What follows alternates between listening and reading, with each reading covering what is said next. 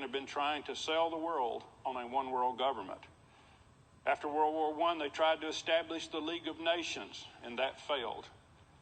And then after World War II, they established the United Nations and have dumped billions of dollars into it, trying to build their new world order, and we're almost there. So do I think that the coronavirus is a sign of the end of the world?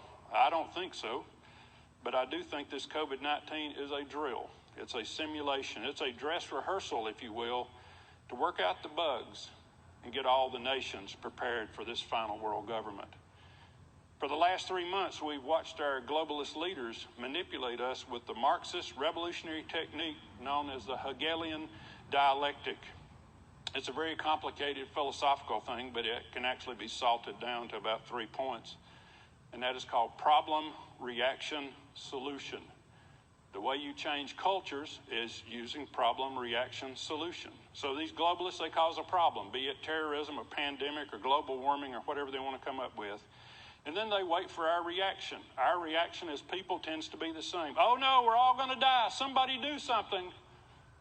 And then they have the solution, a prepackaged, ready for us, usually involves more government control of our lives.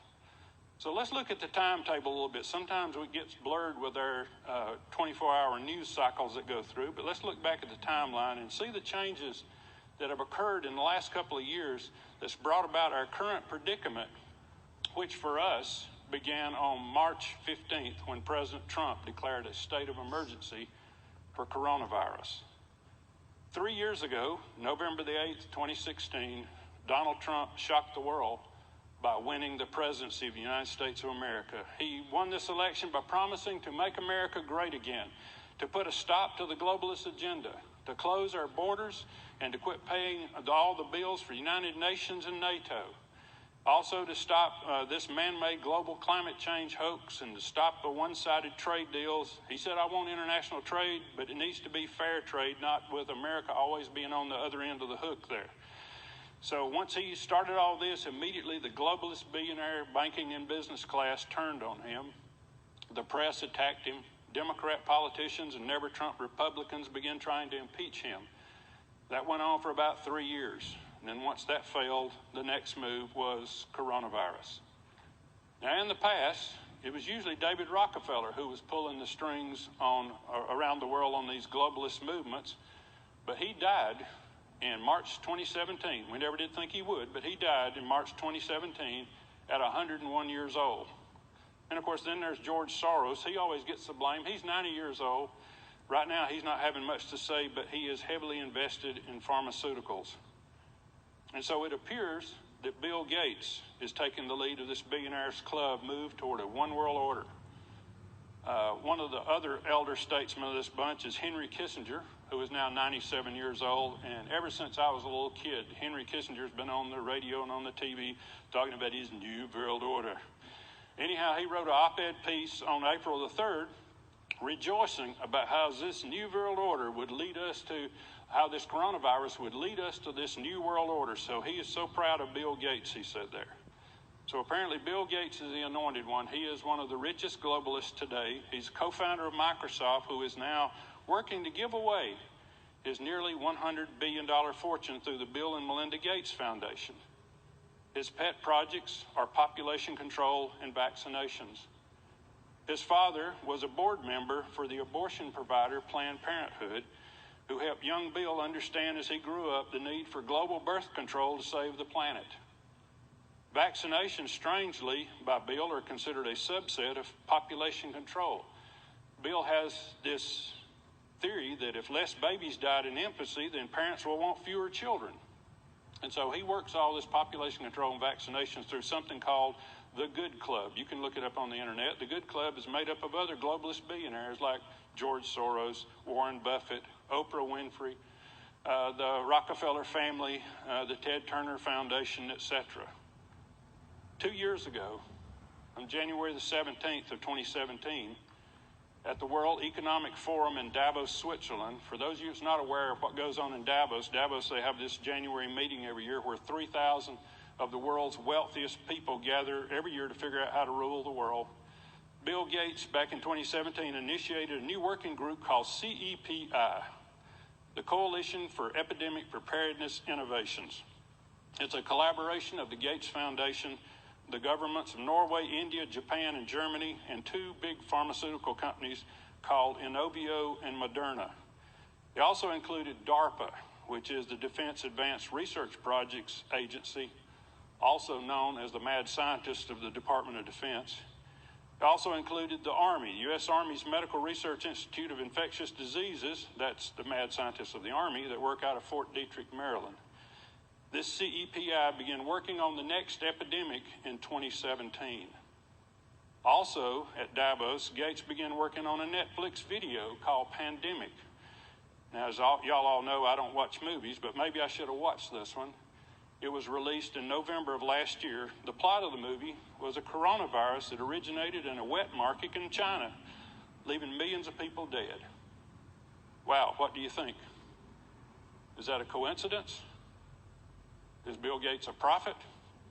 Or is it a plan?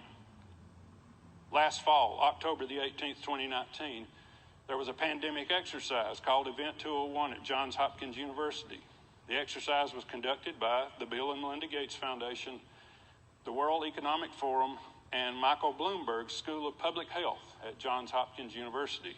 And yes, that's the same Michael Bloomberg that just tried to run against Donald Trump for President of the United States.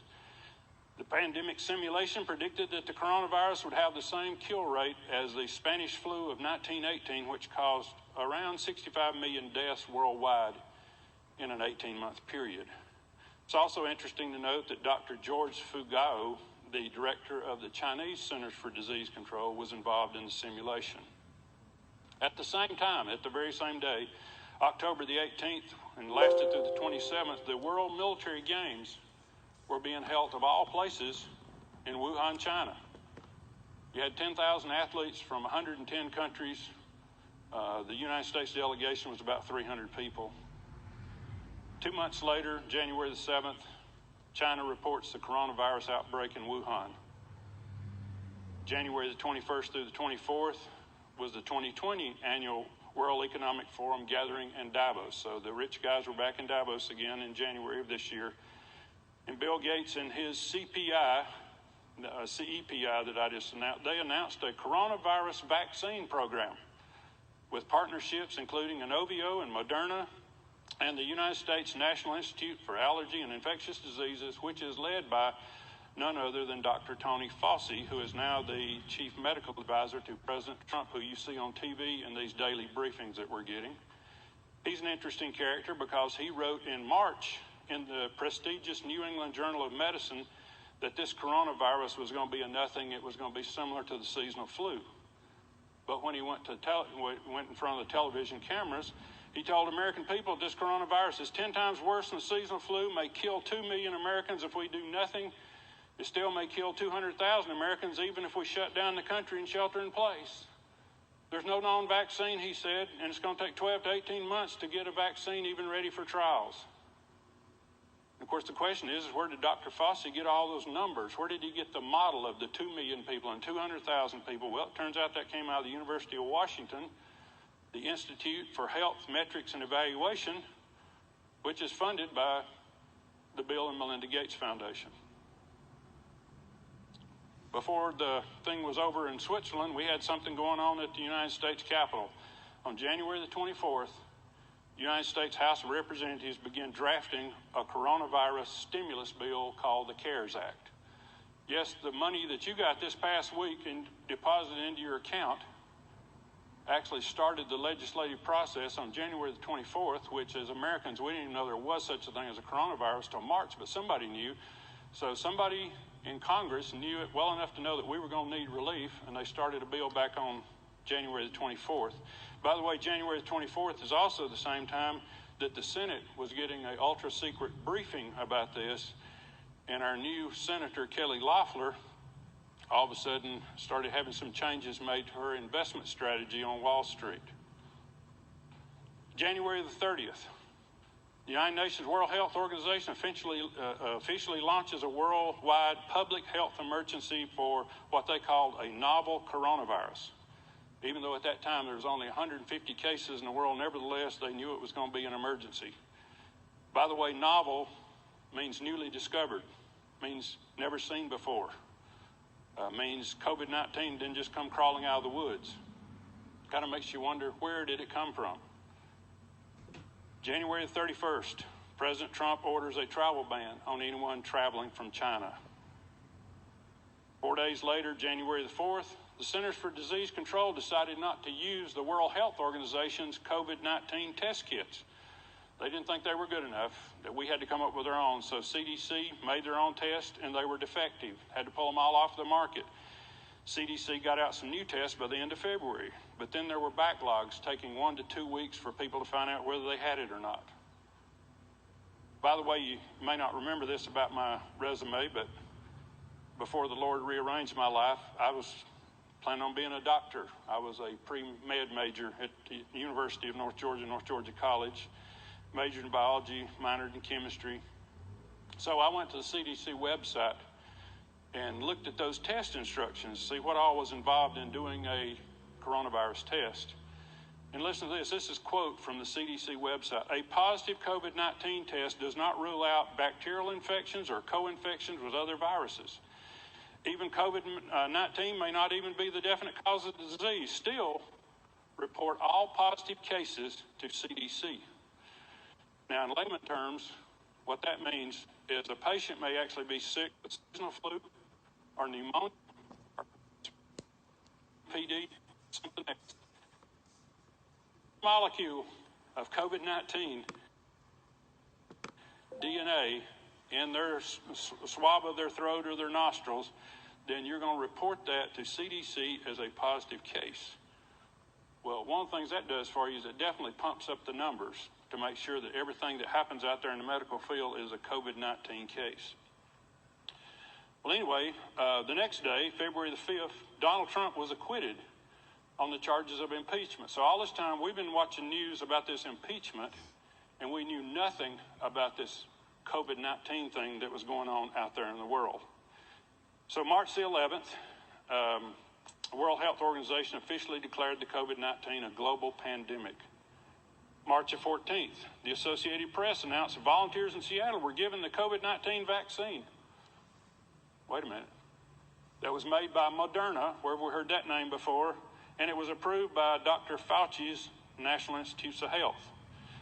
And wait a minute, that's less than 2 months. I thought Dr. Fauci earlier said it takes at least 12 or 18 months to get a vaccine ready for trials. So something's going on there. Anyhow, March 15th, President Trump declares a state of emergency in the United States for COVID-19. And that's when we begin the social distancing, setting 6 feet apart, standing 6 feet apart, no meetings with over 10 people. On March 31st, Bill Gates wrote an op-ed in the Washington Post saying the United States missed the opportunity to get ahead of the coronavirus, so we need to shut down the U.S. economy for at least 10 weeks, which would take us to the end of June. And a week earlier, Bill Gates did a TED Talk interview where he said that once people of the world learn to trust science to solve a pandemic, maybe they'll be ready to trust science to solve climate change. And it kind of makes you wonder, where are we going with this thing? And so now we've moved on in our television narrative. Now the narrative is whodunit. Where did this COVID-19 originate? Chinese leaders are saying that the United States military who attended the World Games in Wuhan released it as a bioweapon against China. American leaders are calling it the Wuhan virus and saying that the Chinese released it out of their virology lab in Wuhan in order to affect the world. The truth is probably up in there somewhere. But the trouble is, it's classified. And we will not know the truth for 40 years until it's declassified. And at that point, I will not care. Bottom line, this novel coronavirus, COVID-19, is a manufactured crisis designed to deceive people to accept a radically different world than you and I are used to living in. Now, don't get me wrong. Don't go out of here and misquote me. I'm not saying that people don't get sick with coronavirus. I'm not saying that they don't even die with it. The only thing I'm saying is, according to the Centers for Disease Control, who keep up with all these diseases, in an average year in the United States, there are 39 million cases of flu. 39, that's 10%. 39 million cases of flu. And between 30 and 60,000 people die. And I've been living on this planet for 63 years now, and we have never shut down the U.S. economy over that big of a threat and that many deaths. But here we are, for some reason, the powers that be have chosen to shut down America over COVID-19, which we've already said they're cooking the books on it. But right now, they've only got 70,000 cases against 39 million cases every year between flu and COVID. And also today, they've got it jacked up to 35,000 deaths, but still that's considered a low flu year. So once again, why did we shut down the economy? I believe we are being deceived and manipulated.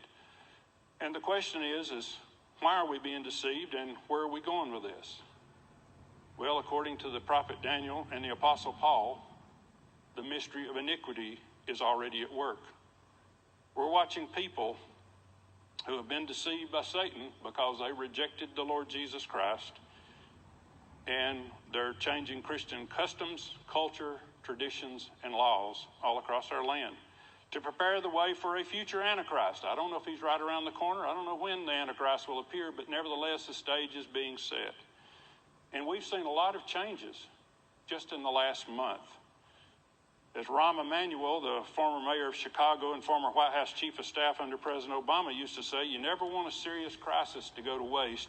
And brothers and sisters, they're not wasting this one.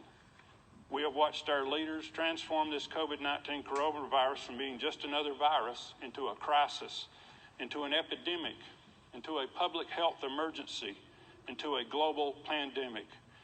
Now, I want you to stop because, again, we get caught up in the day-to-day 24-hour news cycle, but stop and think about all the changes that we have accepted in about a month's period of time. We'll start off with the first thing they had to do, and that was to verify the power of the press. Make sure that those 5 corporations that control 90% of what we see and hear in the media still have the ability to put everybody in a panic. And of course, we're talking about CNN, Time Warner, ABC, Disney, Fox, News Corp, CBS, Viacom, NBC, Comcast. These networks bring on experts whose job it is to convince us that we need to give up our liberty or we're all going to die.